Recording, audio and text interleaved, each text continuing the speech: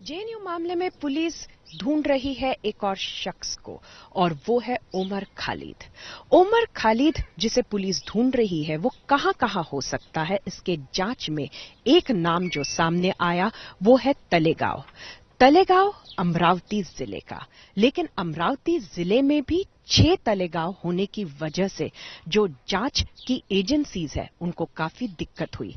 लेकिन धीरे धीरे जांच कल देर रात में जैसे और साफ होते गई तो समझा कि गांव है अमरावती जिले का तलेगांव दशसहस्त्र।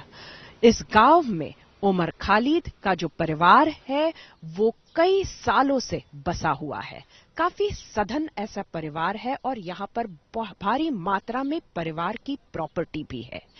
यहां पर उमर खालिद आकर छिप सकता है, ऐसे पुलिस को भी लगा और इसीलिए यहां की जांच करने के लिए भी विशेष टीम आई। लेकिन उमर खालिद के परिवार का घर कैसा है ये हम आपको दिखाते हैं। कई सालों से इस परिवार के सारे लोग यहां से जा चुके हैं, पढ़ाई के वजह से या फिर अपने काम की वजह से या फिर कोई और वजह से। और ऐसे में उमर खालिद का भी परिवार करीब 30-35 साल पहले ही दिल्ली निकल चुका। यही है उमर खालिद के घर का दरवाजा।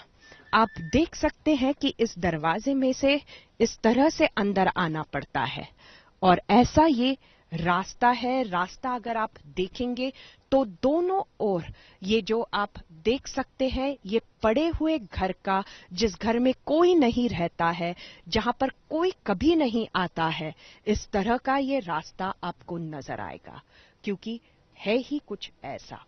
यहां पर आजू बाजू का हर घर जो हुआ करता था वो उमर खालिद के परिवार का ही था। उसका खुद का, उसके नाना का, उसके बड़े मामा का, उसके छोटे मामा का। आज भी इस परिवार की यहां पर बड़ी खेती है, लेकिन खेती तो यहां पर बटाई पर दे चुके हैं, लेकिन परिवार यहां पर रहता नहीं है। एक मामा अमरावती में रहते हैं ऐसा पता है और बाकी भी काफी रिश्तेदार अमरावती जिले में फैले हुए हैं। लेकिन उमर खालिद के पिताजी जो है वो ये सारी प्रॉपर्टी छोड़कर काफी साल पहले निकल चुके। ये है उमर खालिद के घर का पिछवाड़ा। कुछ इस तरह का नजारा आप यहां पर देख सकते हैं। अभी अगर आप इस घर को देखेंगे तो फिर भी आपको लगेगा कि यहां पर कोई रह रहा है, क्योंकि जी हां यहां पर कोई रह रहा है। लेकिन ये जो पूरा परिवार है, ये घर हो या फिर उसके बाजू का घर हो, ये ऐसे ही खाली पड़े हुए, किसी की छत गिरी हुई, किसी की दीवार गिरी हुई।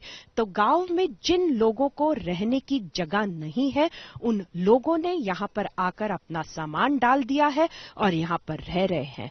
परिवार ने भी उन्हें निकाला नहीं है, क्योंकि घर तो वैसे ही गिर ही रहा है। यहां पर हमारे साथ में कुछ लोग हैं जो इस परिवार को जानते हैं कि ये कब यहां से निकल गए। क्या आप बताएंगे कि उमर खालिद के पिताजी का नाम क्या है और कब यहां से वो चले गए? उमर खालिद का यहां से क्या संबंध है? मैडम, इनके जो पिताजी है वो लगभग यहाँ से 25 से 30 साल पहले दिल्ली में चले गए हैं, ठीक है। और रहा उसका जो संबंध है, उसका तो यहाँ शायद पैदाइश भी यहाँ की नहीं हो, पैदाइश भी दिल्ली की होगी। उसके पिताजी की भले ही पैदाइश यहाँ की हो और उनका मतलब वतन ही है, लेकिन वो यहाँ से कम 35 से 40 सालों से वो तलेगांव से मतलब चले गए और उनका वहाँ पे उन्होंने अपना खुद का कारोबार सेटल किया। कोई एक मैगजीन निकालते हैं वो अखबार मिल्ली नाम की, जो मंथली है, जो इंडिया ही नहीं बल्कि यूके बाहर उधर विदेशों में भी जाती है, उर्दू में निकलती है वो मैगजीन, और उसके वो एडिटर इन चीफ है। और बाकी दूसरी जैसा कुछ संस्था है या कोई मतलब सामाजिक चळवळों में वो मतलब बढ़ चढ़ के भी हिस्सा लिया करते। बिल्कुल। उनके पिताजी या ये परिवार जो है क्या वो अच्छी तरह से शिक्षित है? बिल्कुल सर, एकदम वेल क्वालिफाइड परिवार के लोग हैं वो। और उनका जो संबंध है एक मतलब अच्छे और एक मतलब सुशिक्षित लोगों से संबंधित वो लोग हैं और एक मतलब एक मालदार और रईस किस्म के लोग थे।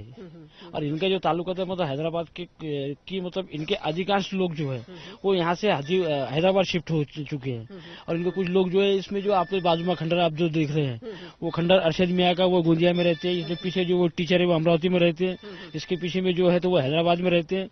और कुछ अमरावती, ये जो पूरा इलाका है ये पूरा इलाका इनके परिवार का ही है? परिवार मीन्स इनके रिलेटिव्स है। दादा, कोई नाना के रिश्तेदार, मामू, ऐसे चाचा, ऐसे उनके सब एक परिवार के लोग वगैरह, ये सवारपुरा का नाम से एक जमाने में प्रख्यात था और जाना जाता था। आखिरी कर इस घर में कौन रहा? आखिर में इस घर में इनके कई लोग, उनके बीवी बच्चे, रज्जू मियाँ की शादी जब हुई वो लगभग यहाँ से 3 या 4 महीने यहाँ पे रहे। उनके जो छोटे रज्जू मियाँ यानी कौन? रज्जू मियाँ यानी इसके चाचा और इसकी इलियास साहब के भाई, एक उनके भाई। तो वो यहाँ रहे 4-6 महीने। उसके बाद उन्होंने अपनी पत्नी को लेकर वो ससुराल चले गए, जो आज फिलहाल वो मेरे ख्याल से बालापुर में, वहाँ पे वो आश्रय में, और वहाँ पे उनका कोई कारोबार है। तो वो यहाँ से मतलब खेती जी, जब तक वो यहाँ थे, जब खेती उन्होंने बेच दिया उसके बाद में उनका यहाँ पे आना जाना कम रहा है। जी, क्या इस परिवार का कोई राजकीय संगठन से कभी संबंध रहा है या फिर कोई आंदोलनों से इनका संबंध रहा है? नहीं मैडम, इनके जैसा, क्योंकि इनका जो बचपन तो यहाँ गुजरा ही नहीं है। एक रही दूसरी बात कि भाई उनके कौन से संगठनों से ताल्लुकात थे, वो दिल्ली में जाके उन्होंने क्या क्या किया ये तो अपन ही जानते थे। इतना पता है कि भाई यहाँ की इलियास साहब वो दिल्ली में वास्तव में, और उनका वहाँ पे एक बहुत बड़ा कारोबार है।